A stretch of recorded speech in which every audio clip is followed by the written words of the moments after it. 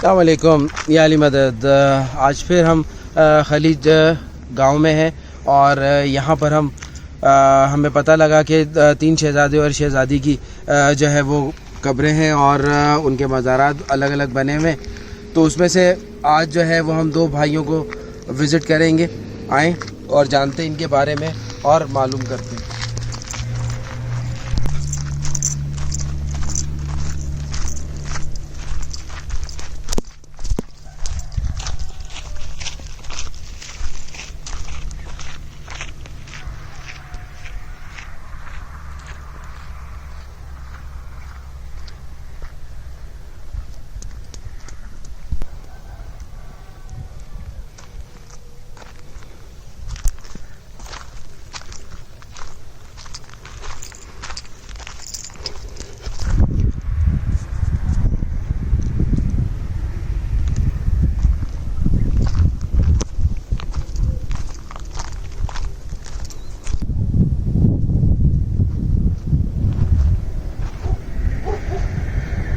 کہتے ہیں مشت عشق اور مشت جو ہے وہ چھپائے نہیں چھپتے.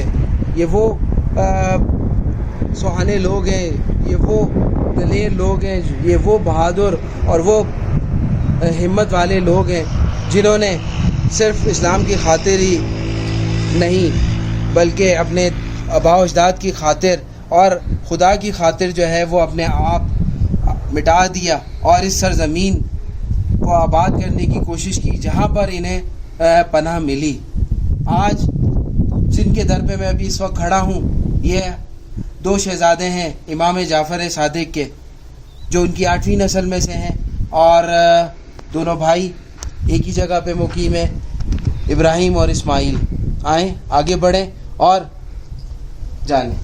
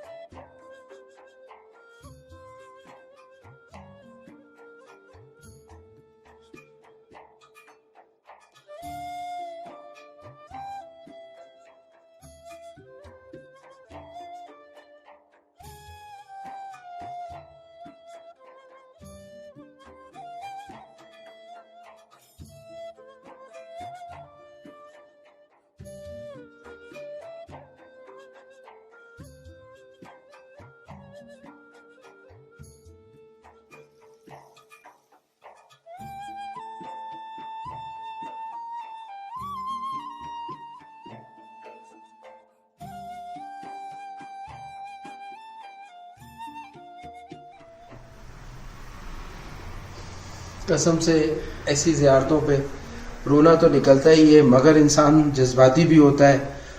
مگر ان سب چیزوں کو روک کے عقل کھولنی پڑتی ہے کہ یہ کتنی ان پہ جو ہے وہ مصیبتیں اور تکلیفیں پڑی اور یہ آج بھی اپنی قبروں میں جو ہے وہ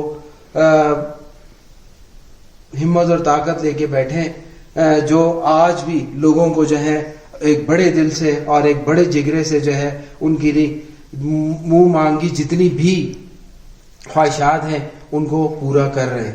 یہ وہ شہزادے ہیں, یہ وہ صاحبزادے ہیں امام جعفر صادق کے, جنہوں نے اپنے باقی 2 بہن بھائیوں کے ساتھ مل کر یہ سفر کو انجام دیا اور کہاں کہاں ہو کر آئے, کیا ان کو تکلیفیں ہوئیں وہ تو ہمیں نہیں پتہ لگ سکی, مگر جب ان کی تربتوں پہ ہم حاضری دیتے ہیں ایسے شہزادے شہزادیوں کی تو پتہ لگتا ہے اور کلیجہ منہ کو آتا ہے کہ واقعی ان کے اس دور میں ان پہ کیا مصیبتیں ہوں گی اور کیا مشن لے کے چلے اور ان کی کتنے لوگ قافلے میں تھے اور کس طرح جو ہے وہ دوست سے دشمن اور دشمن سے دوست بنے اور کتنا انہوں نے اسٹرگل کیا.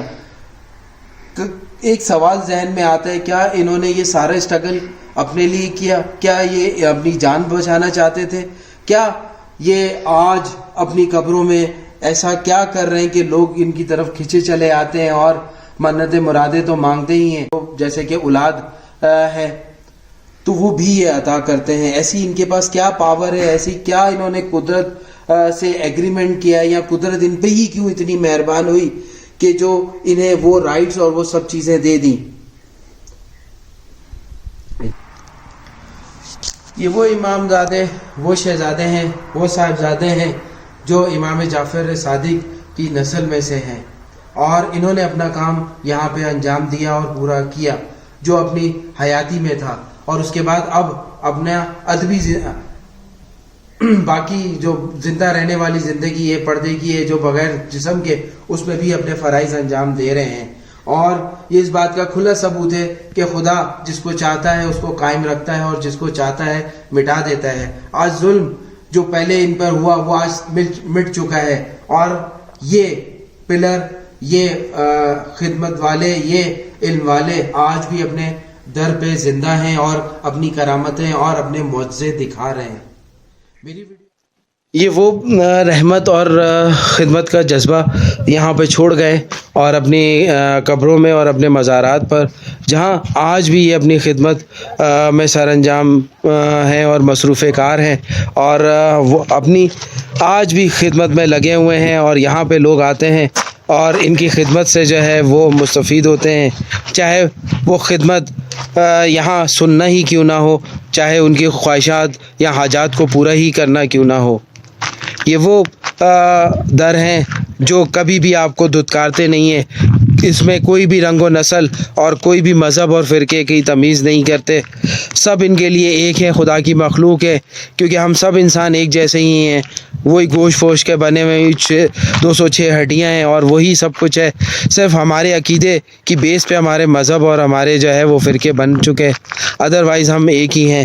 تو یہ لوگ جانتے ہیں کہ یہ خدا کی مخلوق ہے، خدا کے بندے ہیں، ایک جیسے ہی ہیں، اور کوئی بھی یہاں پہ آتا ہے اپنی حاجت لے کے تو یہ اس کی حاجت کو سنتے ہیں، اس کو توجہ دیتے ہیں، اور اس کے ساتھ ساتھ جو ہے وہ اس کی تمناؤں کو پورا کرتے ہیں.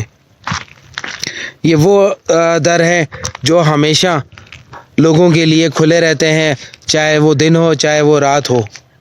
ایسے دروں پہ آئے کریں اور ایسے دروں پہ ٹائم لگائے کریں تاکہ آپ کی روح کو تازگی ملے. یہ وہ انرجی پوائنٹس ہیں جو جسم کے ساتھ ساتھ روح کو بھی تر و تازہ کرتے ہیں. کیا آپ ہاسپٹل جا کے تر و تازہ ہوتے؟ آپ ہزاروں روپے لگا دیتے ہوں گے، مگر وہاں سے آپ کا بھاگنے کو ہی دل چاہتا ہوگا، ہاسپٹل میں رہنے کو دل نہیں چاہتا ہوگا. یہ وہ در ہے جو آپ کو ٹھیک بھی کرتے ہیں، آپ کو ہر طرح سے انٹرٹین، یعنی کہ یہاں پہ کھانا لنگر وغیرہ بھی دیا جاتا ہے اور لوگوں کو میسر ہوتا ہے، اور اس کے ساتھ ساتھ لوگ اپنی حاجتیں تو پوری کروا کے یہاں سے جاتے ہی ہیں، اس کے ساتھ ساتھ اپنی روح کو بھی تازہ کر کے چلتے ہیں. ابھی میرے سامنے آصف ملنگ آئے جو کافی مصروف ہیں اس وقت. ان سے بات کرتے ہیں اور ان سے جانتے ہیں کہ یہ 4 زیارتیں انہوں نے کی ہیں، ان کو کیسا لگتا ہے کہ یہ اپنے آپ کو اسی دور میں محسوس کر رہے ہیں کہ جس دور میں یہ لوگ آئے اور تکلیفیں سہیں اور انہوں نے صرف اپنی ایم یا مقصد کو جاری رکھا اور وہ اسی کو اپنی زندگی میں تمام کیا. جی آصف بھائی. میں آپ کو صرف یہ کہوں گا کہ ہر انسان کا ایک مقصد ہوتا ہے، اور جو مقصد لوگوں کا ایسا ہوتا ہے کہ جو نظر نہیں آتا، اس مقصد کے لیے جو ہے ان کو بہت دشواریاں کرنی پڑتی ہیں. میرے امام یہاں پہ آئے، ان کا یہ خاندان آیا، جب یہاں پہ لوگ آباد نہیں ہوئے تھے تو وہ یہاں پہ آئے. اکثر جو ہے زیارتوں پہ مجھے یہ ملتا ہے کہ قریبی کوئی گاؤں ہے یا کوئی قریبی جو ہے وہ شہر بسا ہوا ہے، یا کہیں نہ کہیں جو ہے کوئی چشمہ ہے، کہیں نہ کہیں کوئی جھیل ہے، کوئی نہ کوئی دریا ہے، کوئی نہ کوئی سمندر ہے. تو یہ لوگ ان جگہوں پہ کیوں آئے؟ ان کی وجہ سے لوگ آباد کیوں ہیں؟ انہوں نے کیا کام کیا؟ کلندروں نے کیا کام کیا؟ بس اسی جرنی کو ڈھونڈتے ہوئے میں ان لوگوں کو دیکھ رہا ہوں، اور مجھے ایسا لگتا ہے کہ اس صدی میں ان جیسا ہی ہو گیا ہوں، اور میں ڈھونڈ رہا ہوں اور یہ مجھے ملتے ہی جا رہے ہیں. ایسا لگتا ہے کہ یہ مجھے بلا رہے ہوتے ہیں، اور ایسا لگتا ہے کہ میں ان کے پاس آ رہا ہوتا ہوں. ہر نظام ہو جاتا ہے، ہم چھوٹی سی چھوٹی چیز میں پریشان ہوتے ہیں، لیکن مجھے ایسا لگتا ہے کہ میں تو پریشان ہوتا ہی نہیں ہوں، چاہے بلوچستان ہو، چاہے سندھ ہو، چاہے جو ہے ایران ہو چاہے عراق ہو، ایران کی ان زیارتوں پہ ہوں، شاید ہی یہاں پہ کوئی پاکستانی یا ایرانی بھی آتا ہوں. کیوں بلایا ہے انہوں نے مجھے؟ کیوں اماموں کے پاس میں آیا ہوں؟ کیا کہنا چاہ رہے ہیں؟ کیا میں سمجھنا چاہ رہا ہوں؟ یہ آپ کو میں نہیں سمجھا سکتا، کیونکہ یہ جرنی ہے، اور سفر کے لیے آدھے راستے سے اکثر لوگ بھاگ جاتے ہیں. کیوں بھاگ جاتے ہیں؟ ان کی ضرورتیں، ان کی پریشانیاں اور ان کی نیڈ، ان کا سٹینڈرڈ ہمیشہ ان کو پریشان کرتا ہے. ہم جیسے ملنگ جو ہوتے ہیں وہ کوئی سٹینڈرڈ ان چیزوں کے پیچھے نہیں بھاگتے، جرنی کے پیچھے بھاگتے ہیں اور ان کے پیچھے بھاگتے ہیں، اور آخر میں اپنے آپ کو جو ہے ان تک پہنچا دیتے ہیں مرنے کے بعد تک. میں آپ کا دوست عاصم ملنگ. السلام علیکم یا علی مدد. یہ تھے عاصم ملنگ، انہوں نے بہت اچھی باتیں کہیں، اور واقعی یہ لوگ عظیم لوگ ہیں جنہوں نے اپنے مشن پہ ہی قائم رہے، اور نہ دن دیکھا نہ رات دیکھی، نہ طوفان دیکھا نہ آندھی دیکھی، جہاں کا حکم ہوا وہاں جا کے بسنا تھا اور بس گئے. ان اہل بیت کی نہ صرف انسانوں نے مدد کی، جانوروں نے مدد کی، جنات نے مدد کی، اور فرشتوں نے بھی مدد کی. اور آج بھی ان کے دروں پہ فرشتے بھی آتے ہیں، جنات بھی آتے ہیں، ہم جیسے بھی آتے ہیں، اور عام لوگ بھی آتے ہیں، جانور بھی آتے ہیں.